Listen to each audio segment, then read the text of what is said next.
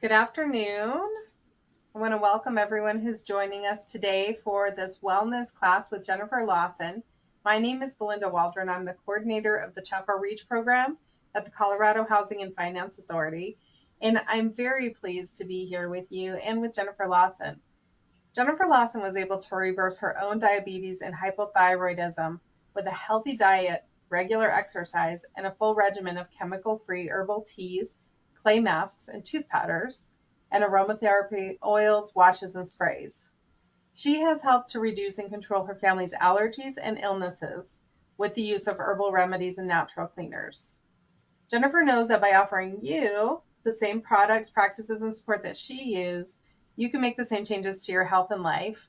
So if you want to feel better and live happier, nature is the best practice for total health and wellness. Jennifer's recommendations and support are completely holistic, whole person based, and always mindful of individual differences and preferences in developing products and regimens. So Jennifer, thank you very much for coming to share that knowledge with us so we can take that into our lives, make our own choices, and find what works for us. We really appreciate you being here. Thank you, Belinda. I'm so glad to be here. All right, so we're talking about wellness education and natural remedies. So, overall, natural remedies are ways to improve our health naturally without using over the counter medications or prescription drugs. So, a little about myself.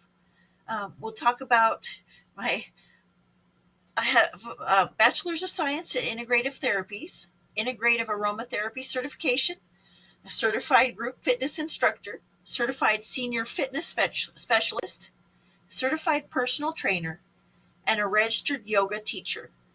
I'm also contracting with Silver Sneakers and Renew Active to provide fitness classes in assisted living and independent living homes.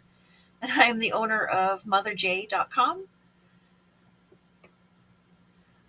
As a mother, grandmother, wife, business owner, I'm an integrative aromatherapist, senior fitness specialist, definitely a natural health advocate, and a wellness educator.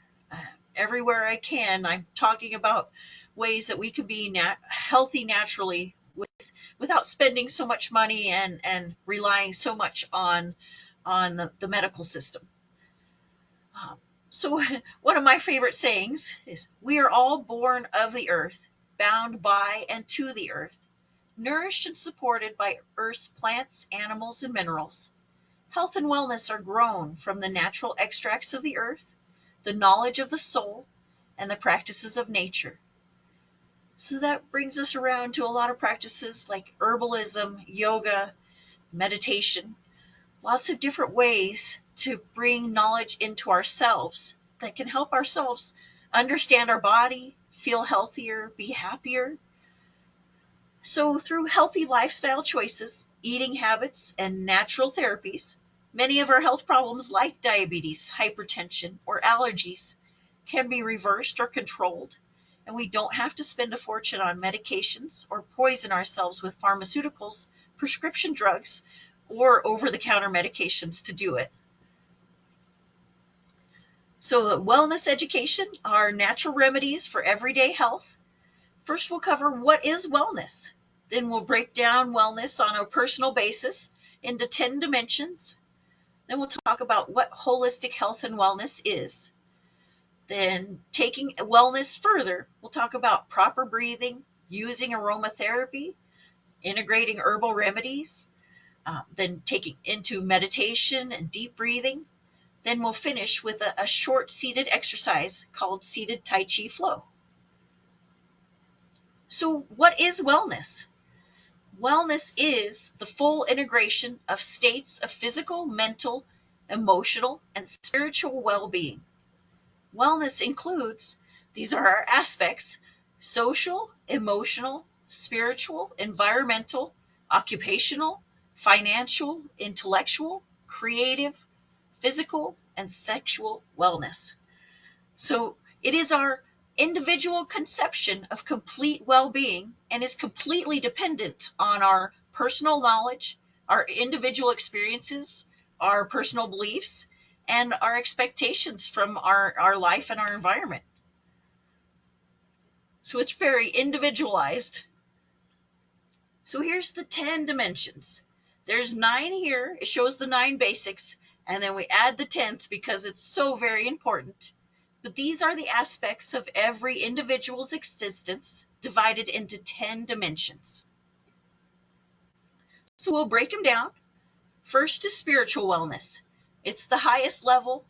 This really should be something that we focus on even before our physical wellness.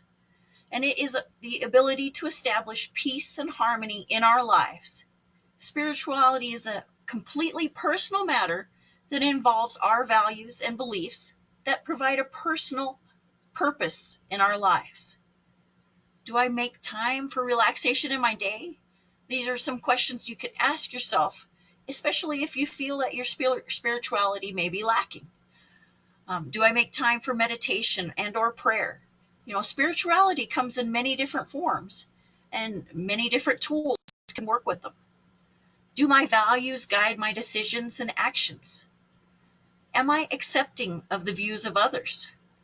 Do I allow other people to have their own spirituality, their own beliefs? And are you accepting of your own beliefs? If you have beliefs that are different than someone else's, do you allow yourself to talk about your own beliefs? It's huge. Then we get to physical wellness. It's the ability to maintain a healthy quality of life that allows us to get through our daily activities without undue fatigue or physical stress. So some questions to ask yourself are, do I know my health numbers, like weight, cholesterol, blood pressure, blood sugar? Um, do we get annual physical exams? Do I get enough restful sleep? Do I have an established exercise routine? Now that one is very important for physical wellness, is moving the body. So then we take it up another level to emotional wellness. This is the ability to understand ourselves and cope with the challenges that life can bring. So, both spiritual wellness and physical wellness are platforms or foundations for emotional wellness. So it kind of works our way up. So these questions to ask is, am I able to maintain a balance of work, family, friends, and other obligations? Do I have ways that reduce stress in my life? Am I able to make everyday decisions with a minimal amount of stress and worry? Am I able to set priorities, make goals for myself? Then the next one, above emotional, is social wellness. So this is the ability to relate to and connect with other people in our world. Our social connections are huge for our emotional, physical, and spiritual wellness. So some questions to ask is, do I plan time to be with my family and friends? Do I enjoy the time that I spend with others? Are my relationships positive and rewarding? Or do I explore diversity by interacting with people from different backgrounds, different cultures, different beliefs? Do I open my horizons by interacting with people from different walks of life? That's huge for our social wellness. So beyond that is our environmental wellness. So our environment, not just our homes, but everywhere we go. So the grocery store, the parks, the libraries, schools, all of it is our environment. So our environmental wellness is the ability to recognize our own responsibility for the quality of the air, the water, and the land that surrounds us. So some questions are, do I recycle, reuse, or donate? Do I limit how much goes into the trash can? If I see a safety hazard, do I take steps to fix the problem before someone becomes injured? Do I volunteer with my time with worthy causes? Am I aware of my surroundings at all times? So that great example of this is running in the park with our headphones on is not keeping us safe from attackers. So environmental wellness is not just protecting the environment, but it's also being aware of everything around us in our environment. So the next level is our creative wellness. So once all those others are met, the previous five are met, then we can take it to creativity. And it is our ability to participate in the arts and culture activities for the purpose of self expression, stress relief, and skill building. So, using our mind to create something new, to do something different. These are questions to ask. Do I take time to be creative? Do I enjoy observing art or making art? Am I aware of my own creative talents? They definitely vary from person to person. Do I appreciate the creative talents of others?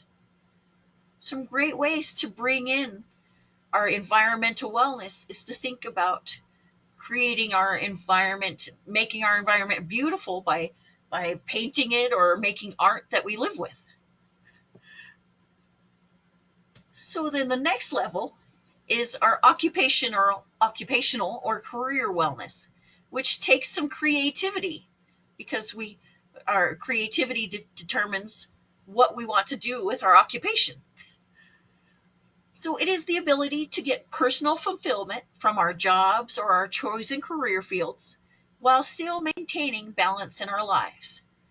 So a good example is somebody that works 80 hours a week and doesn't have any time to spend time with their family or enjoy the things they like doing. They can't even take time to go for a walk in the park. So is that really occupational wellness if our job runs takes over all parts of our life? So these are the questions to ask. Do I enjoy my life most days? Life in general is can be an occupation. Do I have a manageable workload at home? If there's too much to do at home, how can we feel comfortable getting stuff done at work if we're always worried about what's behind? Or the same thing, if there's too much to do at work, how can we feel comfortable with what has to be done at home? So, setting some priorities are huge. Do I feel that I have accomplished my goals? So when you set a goal or you have a dream, do you feel like you've accomplished it? Do you feel like you've attained it? Then the next level is financial wellness. So as we progress up, it's an intricate balance of the mental, spiritual, and physical aspects of money. Emotional as well, because money can have an emotional attachment. So some questions to ask is, do I have extra cash in my pocket? Meaning, am I not really living paycheck to paycheck? Do I have a little extra money that I can do something that I like to with? Or do I have some extra money that if something happens, I'm not going to lose my home? The next one is, do I balance my checkbook regularly? Meaning, we really don't use checkbooks so much anymore, but do you track your financial activity? Are you checking your bank account regularly to make sure there isn't fraudulent activity or somebody using your bank card and you're losing money? If you're keeping track of that, you're on top of it, you're less likely to lose money in the long run. And there you go to the next one is, do I protect myself from fraudulent activity? So keeping your cards safe, not sharing passwords, all that personal information that someone can use to get money. So the next one, and this one really is really kind of like the top of the pyramid before we get to the last one here, is our intellectual wellness. It's all of this together, as our intellect is what controls all of this the eight below. I almost said seven. The eight below there it is the ability to open our minds to new ideas and experiences that can be applied to personal decisions, group interaction, and community betterment. So the more you learn, the more you understand, the more financial wellness you can have, the more occupational wellness there is, and down the line. So some questions to ask is, am I open to new ideas? Do I seek personal growth by learning new skills? So are you learning new things, keeping the brain strong? Do I search for learning opportunities and stimulating mental activities? And do I look for ways to use my creativity? So that takes us to the creativity level. So intellectually, using our mind and being open to learning new things is huge for all wellness, all the way down to the bottom. But then the next one is our sexual wellness, which is not often talked about because we're in a society about, there's sometimes we're on the fence on religion and personal preference. So sexual wellness it includes our intimate physical contact with other people, close personal relationships that we get into with other people. So no matter what society says or no matter what the standards are, sex is an important part of human life. Sexual health is an integral part of your overall wellness as you age. And if we can't talk about sex now, we're going to have problems later. even if even if we're younger and we're just starting with kids, we still need to talk about sex. Oh, forever. We need to be comfortable with it. So, countless scientific studies have shown that many benefits of a healthy and active love life include living longer, obtaining greater success in business, and greater overall well being. So, feeling happier, feeling more content, feeling more loved, feeling more positive. So, here are the questions. Since it's such a big part of our life, is am I able to interact with all genders in appropriate and respectful ways? Do I feel comfortable discussing sexual issues? Am I able to effectively communicate sexual limits, like saying no when someone's gone too far? Am I able to express physical feeling of attraction without focusing on the genitals? Am I able to discuss desires and fantasies with my partners openly? Do I take steps to prevent unwanted pregnancies? The next one, do I protect myself from sexually transmitted diseases? Now, at any age, that one comes into play. Am I able to develop friendships without sexual agendas? Can I be friends with people without it being sexual or without it being about sex? Do I appreciate my own body? Am I comfortable in my own skin? That one's huge. That takes us all the way through from emotional, social, and physical. Do I understand the physical and emotional consequences of sexual activity? Because having sex goes much further into just a physical act. So, from there, we'll continue to we broke down wellness on an individual basis. Now we're bringing it all together into a holistic health and wellness part on balancing the needs of the entire individual. So this is where our American medical system falls short. Holistic health and wellness. It is an ancient concept prescribing treatment according to the overall health status of the individual. So they're not picking one symptom or set of symptoms to treat. They're looking at you as a whole being, all of your function. So it's consideration of the entire individual, mind, body, and soul. So not just the mental and physical, but also the spiritual. Holistic wellness is an individual's perception of and acceptance of, or satisfaction with, your overall health status. So, overall, if you feel pretty good, you feel pretty happy, then overall your holistic wellness is pretty high. When treating or prescribing treatments, the entire individual is the entire individual is considered when prescribing herbal remedies and spiritual practices.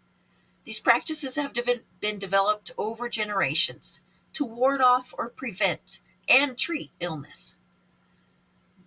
Holistic practices view individual health from the perspective of the 10 dimensions, and holistic health and wellness is a healthy balance of every function of the individual. So homeostasis is just not physical, it's mental and emotional as well. So mental, physical, spiritual, and emotional balance, the entire individual.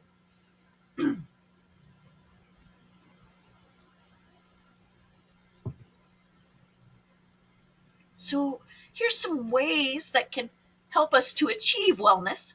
and basic changes in lifestyle that have been shown to slow aging and prevent disease. So, not even needing any herbal remedies to treat anything, we're preventing it before it even comes up. And we all know, we all hear about it, healthy diet, right? So, we're not talking about dieting, we're not cutting out calories, or we're not cutting out specific foods. What we're talking about is eating whole foods that are unprocessed.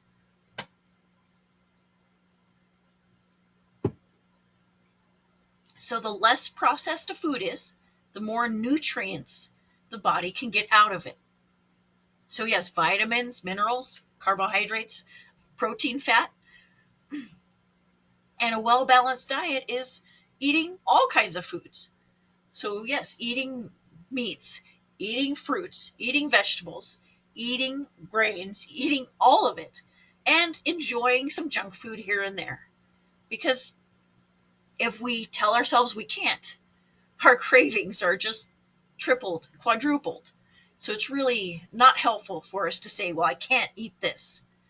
Instead, maybe say, well, I'll have this, or I'll have a little bit, right? Moderation. So the next one is avoiding processed foods, artificial sweeteners, preservatives, and excessive amounts of sugar and caffeine. All of those things have direct effect on the physical body, have a direct effect on how the heart, nervous system, brain, and digestive tract function. So the more of this junk we put in, the more problems the system has working. So the next one is the lubrication. Everything has to be lubricated. So when we think about our body, we are literally 70% water. So our cells, every cell in our body has almost 3/4 water. So we have to stay hydrated. So one great way is to drink at least 32 ounces of water, herbal tea, animal or vegetable milk, fruit or vegetable juices every day to prevent dehydration and maintain the integrity of the skin, hair, and nails. If you get dehydrated on a regular basis, your hair starts getting thinner, falling out, your nails will get weak and brittle, your skin gets dry and starts cracking, chafing, peeling. So making sure you're just ingesting enough fluids every day goes a long way. The next one reduces the fluids we intake. So green, black, oolong teas, coffee, soda, energy drinks, artificial sweeteners, or energy drinks with artificial sweeteners, either way, they all have a diuretic effect on the body, meaning they reduce the water that we've consumed, pushing it out before it even gets absorbed or utilized by the body. So even though they're made with water and they're liquid, everything you're taking in is going out and taking out more with it because of the caffeine and the acids that are in these drinks. So remaining active and walking throughout life will promote muscle retention well into aging, reducing the risk of accidents due to muscle weakness. So the more we could just move, the more we do physically every day, the better off we will be in the long run. So the more muscle we retain, the less fat we gain, and the better balance we retain. There we go. Regularly participating in educational or community settings promotes mental, emotional, and social well being well into aging. And even if you're an introvert and you don't feel like you really like people, still being around people, doing group things, even if you're in the back, you're still getting that social aspect and you're still helping yourself be more well. Now, this last one is huge because stress affects the entire body, the entire person, mental, physical, emotional, spiritual. So, dealing with life stresses in a calm and conscious manner reduces the damage to the heart and nervous system that accumulates from stress throughout life. So, the less stress we react to, the less stress reactions we have, the less the body is worn out from stress. So, here's some maintaining longevity ideas is basic habits that can increase your lifespan. And we're not just talking about living longer, not just adding more days to your life. We're talking about actually being able to live those days, being able to move, and not being stuck, you know, in an unhealthy position while you're waiting for life to finish. Instead, you're healthy, you're active, you're being an active participant in your lifespan while it's living longer. So, practicing relaxation techniques. This again is huge for the entire nervous system. The more you can relax, the more the heart, the lungs, and the nerves will be thankful to you. Um, think about what you could be grateful for. You're having a rough day, something went wrong, something bad happened. A great way to reduce the stress is to be grateful. Think about what you can be grateful for, what you could be thankful for what you have. Even if it's a small thing, even if it's like your new hairstyle or uh, you got to eat a donut today, something that makes you feel more uplifted. Continue to learn new things and use your mind. We always talk about it, use it or lose it. The brain is the same thing as the muscles.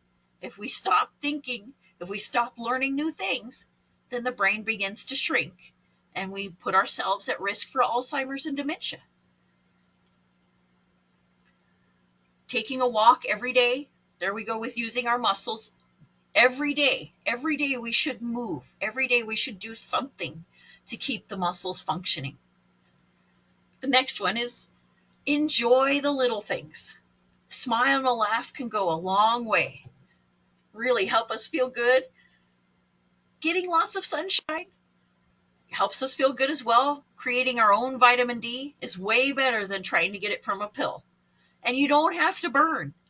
Really, it's 5 or 10 minutes in the sun is all you need per day. But you can use more. But eat a well-rounded diet, of course, limiting the junk food. And well-rounded again is everything. Sorry, vegans, but we really do need animal protein. But we also do need plant protein. We do need grains. We do need potatoes. So sorry, people using the Atkins diet. We do need carbohydrates. So a well-rounded diet means eating all the foods that are available to us in controlled amounts. How's that sound? So we should consume a little of everything because the body needs a little of everything. Now, the next one is we can use aromatherapy and herbal remedies instead of over-the-counter drugs. So instead of the kidney damage of Tylenol, we could have a little lavender and peppermint tea and relieve our pain the same way. Or instead of taking a sleeping pill that makes us taste like oranges or sleepwalk or sleep eating even, we can drink some chamomile tea. And if we're allergic to chamomile, we can drink lavender. we we can make other choices that aren't going to have these weird, long-lasting side effects like over-the-counter drugs do. So the next one is taking care of our skin. We don't consider the function of the skin. Most people don't even think about it. The skin breathes. The skin absorbs. The skin excretes. The skin does so much that we need to take care of it. So that means moisturizing it by drinking plenty of water, or also using natural moisturizers. So externally, anything we put on the skin goes straight into the bloodstream. So if we're using petroleum-based lotions, all the chemicals that came with that petroleum, even though it's called petrolatum, it's been bleached and filtered, whatever. It's still petroleum. It's still what lubricates our cars. It's still what's make gasoline. So it should not be used on our skin. Plain and simple. So petroleum can sit on the skin or it can be absorbed into the skin depending on how it's been broken down by human processing. But once it's in us, it is poisoning us. It's causing the body to have to filter it out, causing the liver and kidneys and lymph to push out the toxins in one way or another. So the more we put on our skin, the more the body has to work to get it back out. So there we go. We'll get into further, but the next two are really important for personal health and longevity is accepting others as they are, loving people for their differences, because it's so stressful to constantly think, well, this person should be thinking this, or this person should be doing this. We can't be living like that because we don't have the right, first of all, to tell other people what to think or how to live. And secondly, it's none of our business. It's none of our worry. It shouldn't be our stress. So then the next one is accept yourself as you are. Love your own differences. Trying to fit in and trying to be somebody you're not is extremely stressful, very harmful to your heart and your brain. So being yourself, loving yourself, finding ways to accept your differences as you are is huge for living longer and living happier. All right, so we got a lecture through here. The next one is proper breathing, which is if you study yoga or Ayurveda, you know that oxygen is our first food. So getting sufficient oxygen and exhaling sufficient carbon dioxide is essential for our health. Oxygen is our first food. We need more oxygen than we need anything else. So that's where we come into proper breathing. Nasal breathing is essential to respiratory and circulatory function, as well as overall longevity. So here we'll discuss that as well. So the effects of mouth breathing. This is why we should not breathe through the mouth. The mouth is not designed to function breathing like the nose. We did not evolve our mouth for breathing. Our mouth evolved for eating. Breathing through the mouth regularly dries out and irritates every membrane throughout the throat, mouth, and lungs, irritating them. And when we're breathing through the mouth, carbon dioxide can be lost too quickly. So we're increasing our oxygen, decreasing the oxygen absorption, which leads to dizziness, lightheadedness. So if we're breathing through our mouth, we're more likely to feel dizzy, lightheaded, even more vertigo because of the effects of the carbon dioxide oxygen balance in the system. Mouth breathing also bypasses the nasal mucosa, which is essential for filtering the air, but it also can make regular breathing difficult, which leads to snoring, breathing irregularities, and sleep apnea. So that leads to us having to sleep with that mask on at night. Mouth breathing leads to dry mouth, which is the leading cause of tooth decay, gingivitis, and bone loss in the jaw. Using fluoride in your toothpaste does not fix these issues. Research shows that a strong link between mouth breathing and asthma. The more you breathe through your mouth, the more you breathe with your mouth open, the more inflammation happens in the lungs and the bronchioles. So closing your mouth and breathing through your nose can bring lots of benefits, and we'll go to that next. So breathing through the nose is essential to good health. The nose is a miraculous filter. It's lined with the cilia, tiny hairs, and we see them in there, right?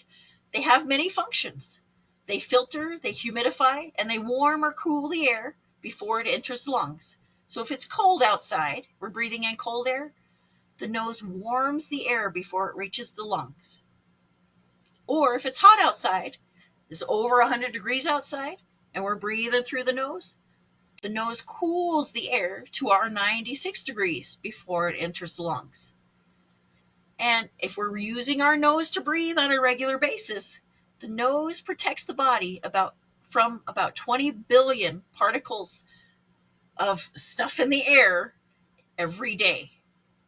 So the air that we're inhaling through the nose passes through the nasal mucosa, the mucus and the hair.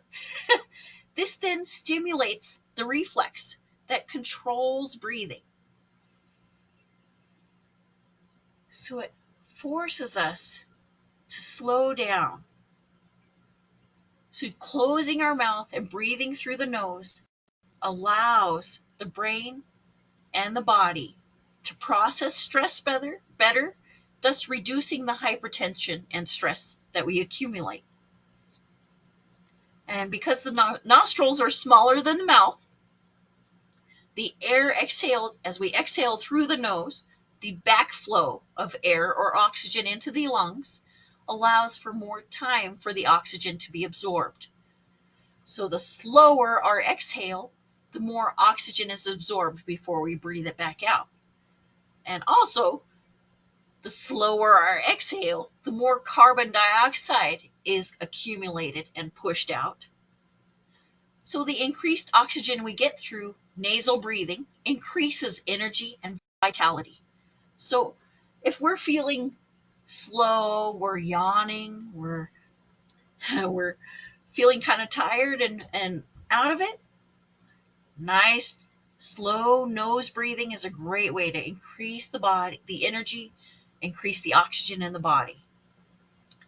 And the body uses oxygen for many things besides just the circulatory system.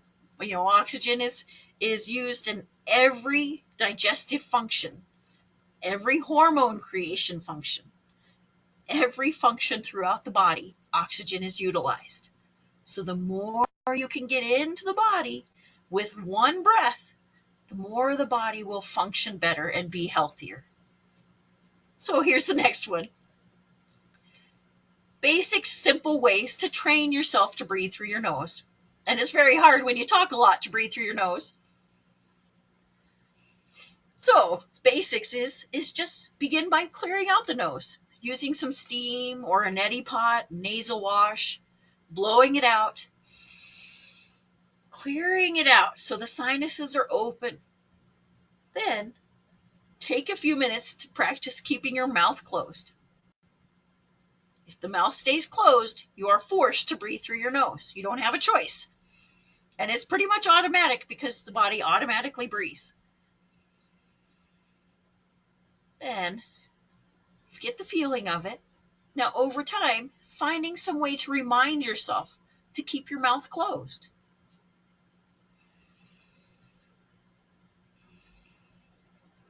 There you go. And the more you stick with it, the more you remind yourself, the more you practice it, nasal breathing can become a habit. And it's really a habit that we should all be using. So here's where nasal breathing can benefit us physically, is using aromatherapy. So aromatherapy is using aromatic compounds to nourish and heal the mind and body. Aromatherapy is a form of alternative medicine that uses volatile plant materials known as essential oils and other aromatic compounds like resins for the purpose of altering mind, mood, cognitive function, and or physical health, or all of the above. Aromatherapy does not cure conditions.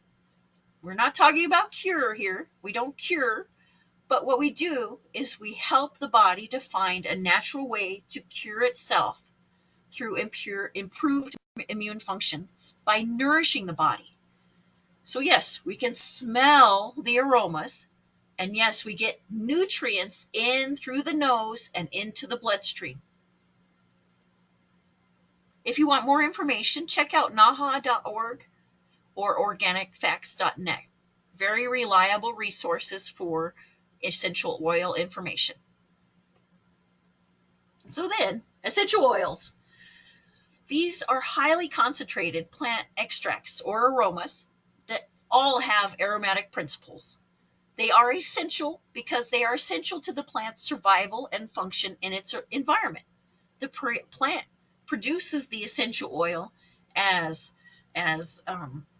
aroma to attract pollinators or as an aroma to deter people, things that will eat it. So the aromas are utilized by the plant. Um, and they're extracted. We get them by expression, meaning pressing it through steam distillation, fat or fat absorption, either plant or animal fats, alcohol, which is also absorption, or CO2, which is a new type of expression. They use carbon dioxide to push the oils out of the plant material. And the plant materials include flowers, leaves, seeds, barks, stalks, rinds, or roots. Any part of the plant, you can get something out of it that can be utilized. So, essential oils, because of how they're extracted, they're highly concentrated. So, they must be used with caution to avoid overexposure, toxicity, or sensitization. They must be diluted in a carrier before applied to the skin. They must be diluted before applied to the skin. But if you're spraying or diffusing them in the air, they don't have to be diluted because they're diluted into the air molecules. But one thing I have to stress, and I know there are companies out there that will say their oils are safe enough for this, essential oils are never for internal use because they're so concentrated that they can cause internal burns and blistering if they're used inside the body. So essential oils really are for external and aromatic use only. The other thing is, many companies like to trick you and they will say it's lavender fragrance oil. So it makes you think that it's lavender, right? Well, no, it's fake. So essential oils are all natural, taken directly from fresh or dried plant material. Fragrance oils are artificial. They're man-made and they're chemically designed to make your brain think it is smelling what you think, what it's supposed to be. So fragrance oils are chemical compounds that man designed to trick your brain into thinking you're smelling something. So really, I mean, do we want to use those kinds of things on ourselves or in our environments? Not really. And if it has to say, the great thing about labeling in our country is the label has to say fragrance oil or essential oil. So if the bottle says fragrance oil, you know there are no essential oils in it and it's artificial fragrance. But if it says essential oil and it lists the name of the plant, then you know that it's essential oil and it's natural. So it's pretty easy to tell. So here's some essential oils that we can use every day. So again, in a diffuser in our air, or spraying from a spray bottle with water, or on the skin. But these cannot be used internally. They cannot be ingested. Let's say that. So clove is a strong antibacterial, antiparasitic, and a strong antioxidant. But when you use it in a mouthwash and you spit it out, you don't ingest it, it actually reverses gingivitis and strengthens the teeth because of the nutrients it provides. Then we talk about cypress, improves circulation, reduces the varicose veins, helps brings them back down into the tissue, lifts the confidence of the emotions, and can help heal broken bones because of what it does with circulation. Eucalyptus, again, breathing it in. We've all heard about eucalyptus, but it goes much further beyond just clearing mucus. It helps fight bronchitis. It can it can treat sinusitis, and it can help alleviate allergies. It's also invigorating, stimulating, and it purifies the body, helps the body remove toxins just by breathing it in. And then there's ginger. We all know about ginger, ginger ale. It's great for nausea, right? Well, that's ginger root being ingested. This is ginger essential oil, which has been distilled from ginger root, so highly concentrated and should not be consumed.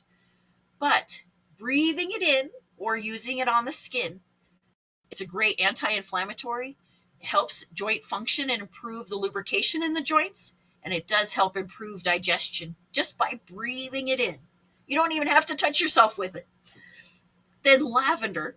Of course, we know lavender is relaxing, but lavender oil on burns and cuts, stings, bruises, breaks, lavender oil diluted, rolled onto a oil burn prevents it from blistering. It helps it heal 2 times faster, at least, and no scarring. So using lavender on a hot oil burn will make your skin heal better and faster, better than any petroleum based cream you could put on. Then there's lemon. Now lemon is great for any cleaning products because it's uplifting, it's clearing. It also helps improve your lymph drainage and helps clean the body through through the lymph through the lymph system. There we go. But the problem is with lemon, also grapefruit and lime and bitter orange, is these citrus oils cause sun sensitization to the skin. So if you happen to have lemon oil on your skin and you went out in the sun, it would cause your skin to burn faster and even blister just from being in the sun for even 10 minutes. So that is the issue with lemon, grapefruit, and orange, lime as well, is they can't be used on the skin without precautions or avoiding the sunshine. So they're great to smell or put in your cleaning products. Great way to use them and still get the benefit without putting it on the skin. So we have some more here. Oregano is huge. It's a powerful antimicrobial. So any kind of infection that you have, smelling oregano oil can reduce the infection, can help the body to kill what's causing the infection. And all you have to do is smell it. You don't have to put it on your skin. But if you had athlete's foot, toe fungus, you would dilute oregano oil in like sunflower oil or coconut oil and put it on your foot, and you would kill the fungus over time. Now, peppermint, we all know peppermint candy. We eat peppermint when we've ate too much. It helps with our digestion. But peppermint is also great for the mind, helps with our focus, helps increase the mental firing, but it also boosts our energy level by stimulating the adrenal glands, much like caffeine. It also reduces fevers. So if you had a fever, you could drink peppermint tea and bring down the fever instead of taking Tylenol. um, I'm sorry, or acetaminophen. I shouldn't be using brand names. But it's also great for headache relief, muscle pain relief. So mixing peppermint and lavender together is like the best way to treat any kind of injury because it relieves the pain and heals the injury faster. So I always use peppermint and lavender oils in sunflower oil on my kids when they'd fall down and scrape their knees and stuff. It always helped them feel better, and it's calming, so it helps them feel more calm. Okay, so it's peppermint is great in both ways. Then there's rose, and rose is the one of the most expensive essential oils that can be made because it takes 10,000 pounds of rose petals to make 1 ounce of rose oil, and it's called rose otto. It comes out of the rose petals so thick, like honey. So it really can be diluted a long way. So 1 drop of rose oil in 8 ounces of a carrier oil. There we go. So it goes a long way for reducing skin inflammation and creating glowing skin. And yes, it smells wonderful and it's great for the face. It really does make the face skin look healthy. But then there's rosemary. And when we mix rosemary with hazelnut oil, we get a natural alternative to Rogaine. I'm sorry, I'm using a name again, but it's a natural hair growth without the chemicals that cause stimulation of the follicles over nourishing the follicles. So it naturally thickens hair, makes it grow better and stronger. Rosemary does. And then hazelnut oil is known to increase that benefit. But rosemary is also great for the brain, just like peppermint. It helps improve brain function, helps your thinking processes, and helps with memory retention, especially if you're using it when you're studying. It's great for college students studying for that final. Smell a little rosemary and get to work, and you'll remember way more. Then there's sweet orange. And sweet orange is the only citrus that can be applied to the skin and won't risk sensitizing or risk sunburn. It is a natural antidepressant. So you're feeling down, you're feeling blue, you smell a little orange peel, a little cutie, a little sweet orange, and you just feel relaxed and happier. It's like the sunshine. That's what I think of it as. But it is also anti-inflammatory and antibacterial. So it's all the way around. When we think about essential oils, they're all antibacterial because that's what they do for the plant. That's why the plant makes them. So then essential oils that are at risk of us, of overconsumption by humans. The first list is these oils we are already at risk for extinction. We are already over farming them. We have already gone too far, and there is no way to bring them back. We cannot. We have not been able to um, make these trees grow in other places.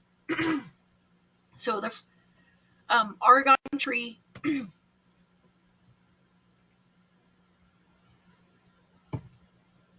The argan tree is in Morocco. And yes, it makes a wonderful oil. They extract it from the tree nuts, but we are over harvesting the trees just to get the oil, just for our skin. And then there's coconut oil. And yes, coconut oil is amazing. It's great for us. Coconut water is great for us. Coconut oil is like one of the best things for the skin. But we are over harvesting coconuts, and it won't be much longer where the trees are be going extinct, and we won't be able to grow anymore. And frankincense is the biggest example of this. We have not been able to reproduce or grow a frankincense tree from seed or from a cutting. So what is left of frankincense is it. Those trees are it. Jojoba is another one. It's on the line, and yes, people love it.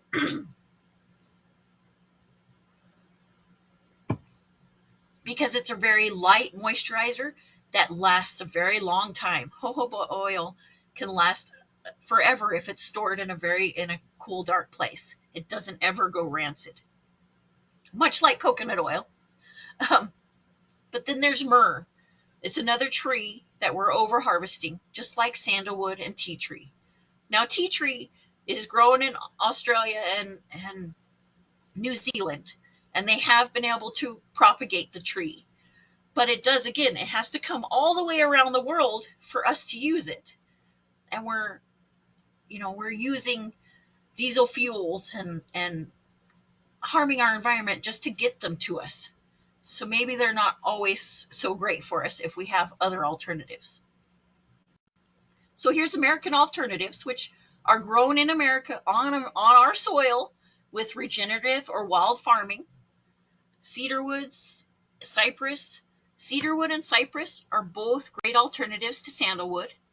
Juniper berry is a great alternative to frankincense, and juniper trees grow all over the United States. Pines are very good for instead of tea tree. Pine needle oil is very good instead of tea tree, but then rosewood can be awesome instead of myrrh.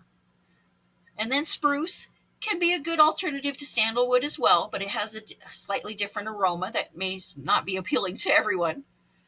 But then safflower and sunflower oil are great ways to replace argan and coconut, even jojoba oil, because they're grown in America, they're filtered, and they're natural for us to use that don't have to travel around the world to get to us. So then herbal remedies. So natural alternatives to over-the-counter medications. These are things we can use every day. So herbalism or herbology, the study of herbal medicine, is botanical medicine or phytomedicine It's using a plant's juices, volatile compounds, the essential oils, seeds, berries, roots, leaves, barks, or flowers for medicinal purposes. So, yes, we are treating these plants as medicine, and it is the study of the use of plants as medicine. And yes, I know we want to say in American Medical Association that there isn't enough research to support the use of herbal remedies in many cases. Even though just because the research is not written doesn't mean it's not been researched. So when we think about herbal remedies, these have been utilized for thousands of generations. Since the first man started picking plants, plants have been a basis of medical treatment. So, I don't know why we went to pills. But anyway, so these remedies have long histories of effective use for common illnesses and common diseases. When we start getting into side effects and problems with the herbal remedies is because an uneducated person is using them in the wrong way. So that's really when herbal remedies are causing health problems is because they're used improperly. So herbal remedies work by nourishing the body and providing it what it needs to find balance and be healthy. So it's not forcing the body to do something it normally doesn't do. It's giving the body nutrients to function properly. So it also includes fungal and bee products, as well as minerals, shells, and animal parts. So herbal remedies includes like tiger tail, tiger balm, which used to be made of tigers, but not anymore. Those kinds of things. So types of herbal remedies. Herbal supplements are the capsules that we take. They're usually standardized or concentrated. So that means those herbs have been processed and then encapsulated. And yes, they can improve nutritional intake and help bring balance to the body. But again, they have been processed. So herbal supplements are highly processed. But then when we think about a herbal tea, most commonly it's just dried plant material that we infuse in hot water. So these are the most nutrient dense, but also the gentlest form because we're taking it straight from the plant material, but it's also only being extracted by water. So herbal teas are really the safest way to get an herbal remedy, and herbal teas can be taken by anyone of any age, elderly and a baby, either way, because they're so diluted by the water. They're so gentle. There we go. So the next one is an herbal infusion, which is using a plant oil like sunflower oil or coconut oil. I prefer sunflower oil, but we put the dry plant material in the oil. Takes the oil takes the nutrients out of the plant material and takes it into the oil. So we can use it like rosemary oil for treating the hair or strengthening the hair, or basil oil for cooking with. Either way, it's plant material infused in vegetable oil.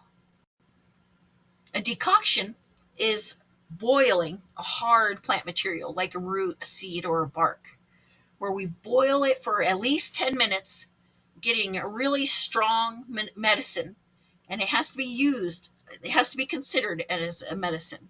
So a decoction is not something that you would take every day. A decoction is something you would use when there's like pneumonia or something very, very bad going on. You would use it to help treat and reduce symptoms. So then a tincture is much like a decoction because alcohol extracts more out of the plant material than water does. So a tincture is going to be concentrated and always medicinal in nature. So they must be treated as a medicine.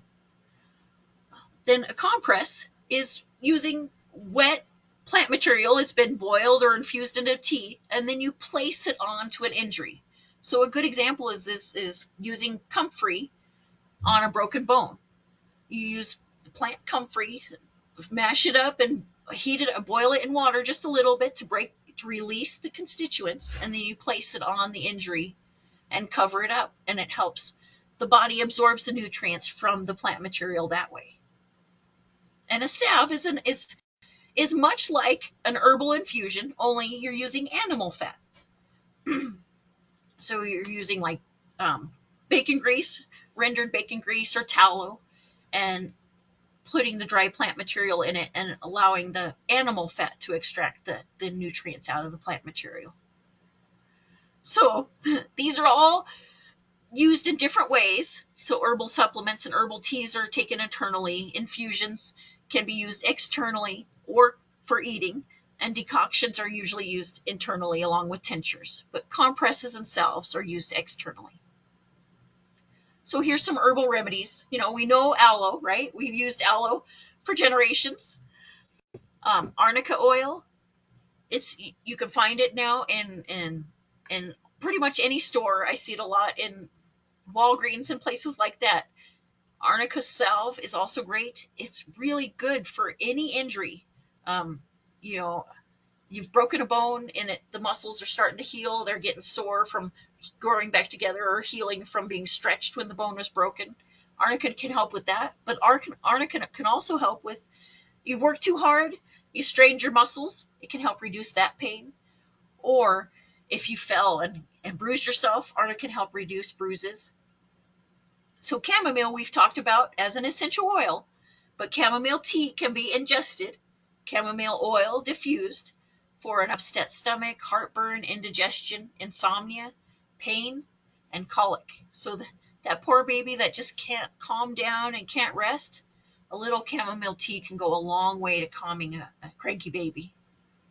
And externally, chamomile tea can lighten the hair and soothe sunburned skin. Then here's comfrey. I think I just mentioned that one. Topically only. Comfrey cannot be consumed, or it should not be consumed because it's hard on the liver and kidneys. It should only be used externally. But a comfrey poultice or comfrey salve, comfrey oil can be used on bed sores, ulcers, spider bites, and staph infections, especially a brown recluse bite. So it helps the body heal. It helps the tissues regenerate, is what comfrey does. So bone or skin, comfrey helps heal. So then eleuthero and ginseng. We always think about ginseng as stimulating, but ginseng really should not be taken by women because ginseng stimulates testosterone. So it increases testosterone. And of course, it won't hurt women, but in the long run, it's better that we take eleuthero, which is another form. It's another type of a ginseng. It's just a relative, but it affects women differently by promoting balance of the hormones progesterone and estrogen, progesterone and estrogen, and ginseng stimulates testosterone.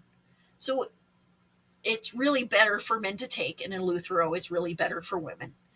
Overall, what they're meant to do is increase our stamina, increase our energy level, make us feel more energetic, more alive. Um, and that's what tonics are for. They give the body stuff that it doesn't get other places, gives it nutrients that help it feel more energized. And we talked about eucalyptus. You can drink eucalyptus tea or you can diffuse a eucalyptus oil. It helps to thin the mucus and improve the cold and flu symptoms. Garlic. Um, Garlic pills have been shown to reduce cholesterol and blood pressure. So instead of taking statins, you could take garlic pills and without all the statin side effects, all the long-term effects that happen with continued use of statins. Um, but garlic is also an antibacterial, antifungal. So a yeast infection, toe fungus, athlete's foot, garlic can be used to treat those as well by internally. So ginger, internal or diffused for nausea, motion sickness. Lavender is great for stress relief, calming the body, reducing inflammation, both mental and physical inflammation. And externally, lavender tea is great for an acne wash. Marigolds, calendula, it's a different marigold than the common marigold we grow here. They look more like a mum. But marigold tea applied to the skin can eradicate fungal infections. Mullein Either ingested as a tea or burned can relieve chest congestion, help open the airways, reduce bronchial coughs, help with like COPD and those kinds of things.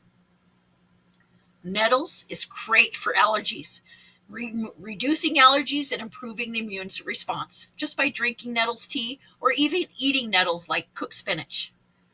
Passion flower. Passion flower is good. It's non-sedating, relaxing, but it's also an estrogen stimulant. So some women have to watch it because it does increase estrogen and cause hot flashes if you're in menopause. Peppermint we've talked about as being uplifting, help with digestion. Then there's turmeric. Turmeric is great for inflammation, great for helping the body to fight cancer and reduce the risk of Alzheimer's disease. It's a great nutrient that's huge in reducing inflammation. But turmeric is also another estrogen stimulant. So if you're in estrogen dominance, you should not use passion flower or turmeric. So then, deep breathing. Oh, we're running out of time. Meditation and deep breathing can help bring calm and focus to the mind and body by controlling the thoughts and breath. So meditation is defined as self-regulation, controlling our attention, controlling our thoughts so that we're not just running on our hamster wheel of negativity or whatever it is, worry. There we go. So meditation is not to be blank, empty-headed. Meditation is to find a single focus and maintain that focus. Techniques include like self-induced state of mind and self-focus are essential to being able to participate in meditation. And it works to uncover the positive in our mind and catalyze our internal potential. So through meditation, the body can find balance and healing. And it is shown to result in an overall state of physical and mental relaxation. So here's some tips on meditation. Um, take your time, be patient with yourself. It's not going to happen overnight. If you can get through 5 minutes, that's a huge start. It's some people takes years to get past 5 minutes, and that's okay. If you're doing it, if you're at least trying it, you're doing your brain and body a huge favor. So then deep breathing, this takes it beyond nostril breathing. So we're using the abdomen to bring the diaphragm down, filling the lungs all the way. And then we push the belly in, pushing the diaphragm up, emptying the lungs all the way. So we get a full and complete breath with every time we use the abdominal muscles to breathe with. And if you watch a baby breathe, they use their belly to breathe with. It's something we forget as we grow older, and it's something we should retain. It's huge on calming the nerves, reducing blood pressure, helping improve the oxygen intake, and reducing our stress reaction all the way around. So there's some tips on deep breathing. Making sure you're relaxed. That's most important because you can't focus on your breath if you're worried about how your back hurts while you're sitting. And you have to be able to use your abdominal muscles. You have to be able to push them out and pull them in. And pause between the inhale and the exhale, even just for a second. It's way more beneficial to the lungs, giving them that chance to absorb the oxygen and express the carbon dioxide. So, all right, we made it to the Tai Chi part. And basically, it's just improving our strength and range of motion while seated. So I have some basic movements I like to do. To give you an idea of what Tai Chi is, first of all, it's short for Tai Chi Chuan, meaning shadow boxing in Chinese, which it originally was a martial art practice for defense. But over time, they slowed it down, made it slower, more controlled, and now it's practiced daily to help improve the function of the brain, the heart, the lungs, the organs, the bones, muscles, and joints. Through that slow, controlled movement, it is really beneficial to the whole body and improves nervous function. And it is used as a meditative practice to balance the energy that flows through the nervous system and improves our muscle control, balance, and the brain muscle connection. So here's, we'll go through these movements. I'll scoot back so you can see them here. The first one is bringing in the energy.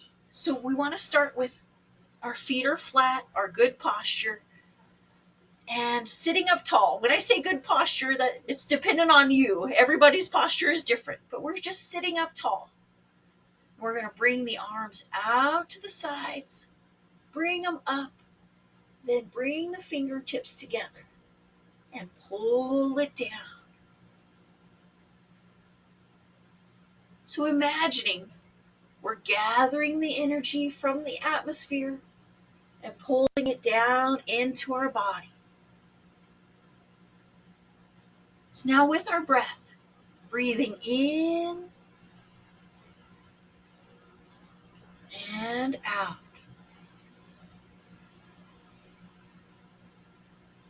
Nice. One more. Bring in the energy.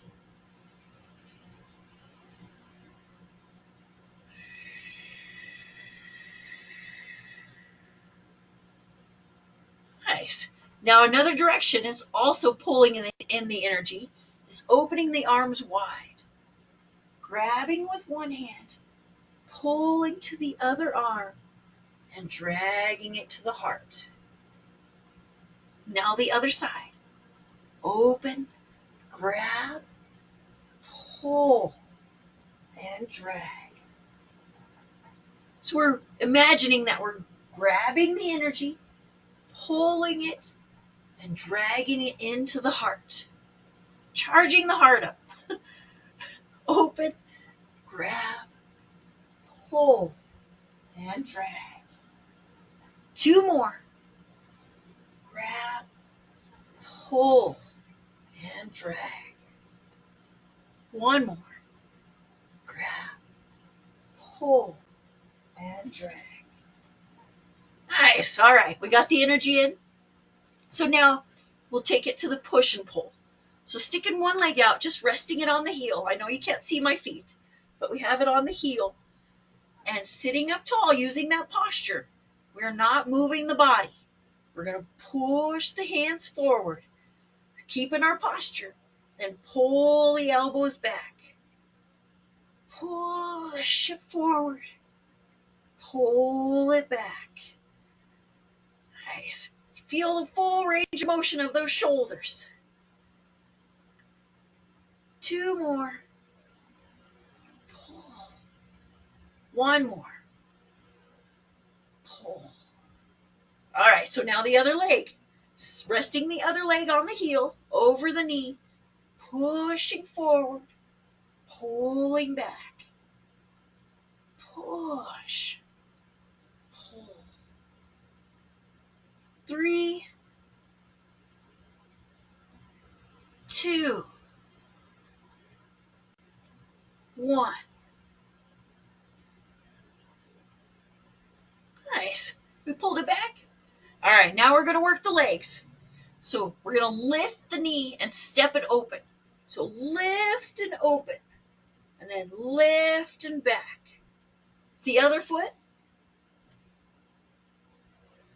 Go. Lifting, adding that lift to the opening is we're working the entire leg from knee to hip. All of those muscles.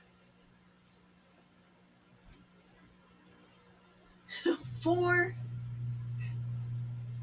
3, 2, 1. All right, we got the legs going. Now we're going to work the body just a little bit with one shoulder. It's called passing clouds. So a wide stance. We lean to the side, reach up, and pass in front. Now the other side. Lean, reach, Bring it up in front. Nice. So now with our breath, reach, breathing in and out. The other side, reach in front. Nice. Let's do two more. Reach in front. One more.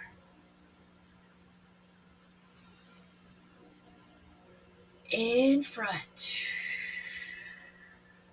Beautiful fluffy clouds passing by. Now we're going to plant some seeds. So sticking one leg out again, rest it on the heel, and we'll go opposite hip, planting at the knee. So bringing it back, plant the seeds. Breathing in and out. 2, 1. Bring it back. Same thing, other leg. Rest it on the heel, going from opposite hip. Plant at the knee. Breathing in and out. We're planting our seeds. 2, 1. Bring it back. All right. So now we're going to rain on the garden. So a nice wide stance, back with the arms. Bringing them up and rain it down in front. There you go. Now with the breath, breathing in and out. Raining on the garden.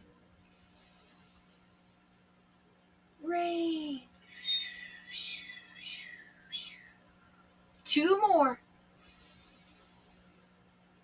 Rain. 1 more. Rain.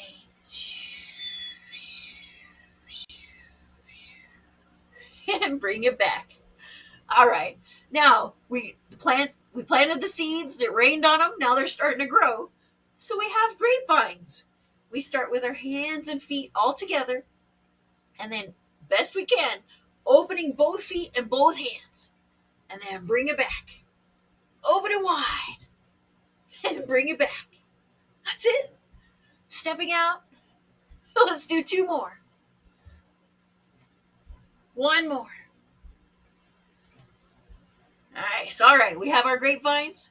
Now we're going to pick the fruit. So sticking one leg out, rest it on the knee, on the ankle, on the heel, and then over the knee. We're going to reach up, pick the fruit, and pull it down to the opposite hip. Reach it up, pick the fruit, and pull it down. 3 more. Reach and down.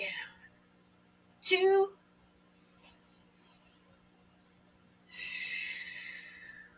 1.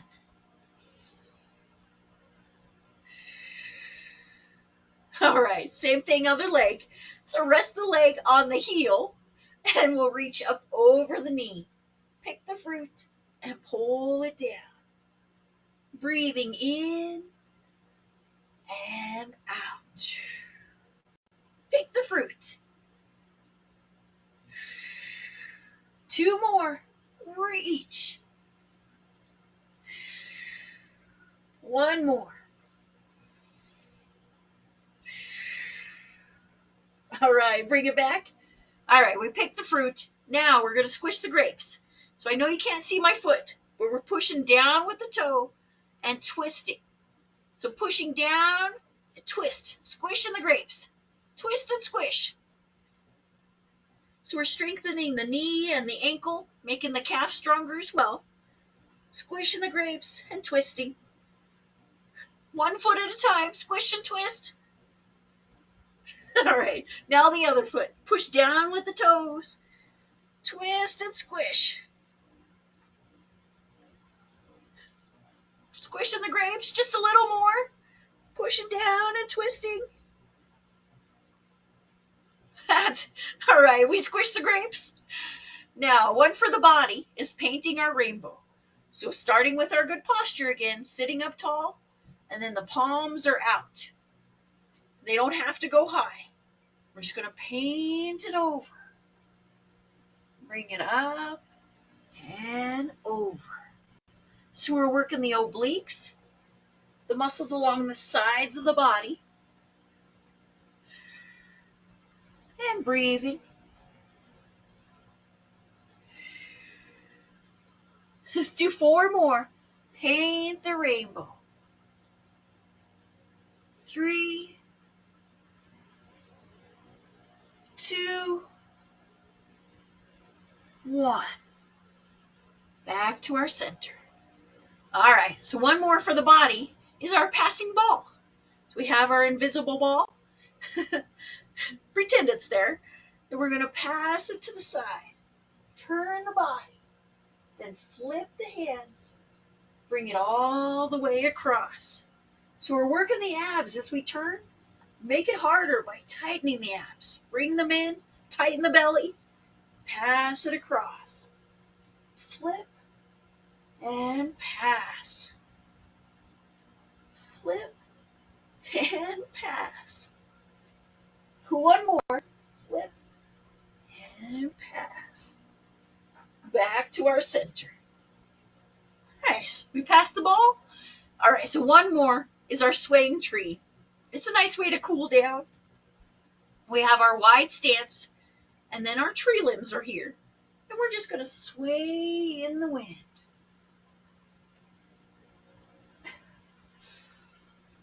I love to say, like a palm tree in a hurricane, we bend, but we don't break. Swaying in the wind. Breathing while we're moving.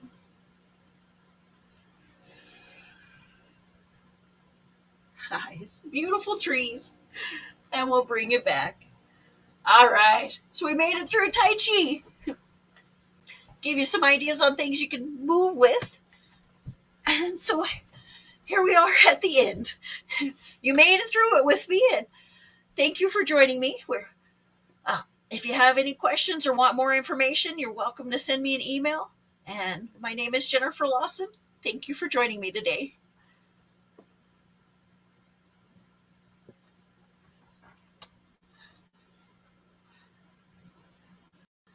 Gorgeous.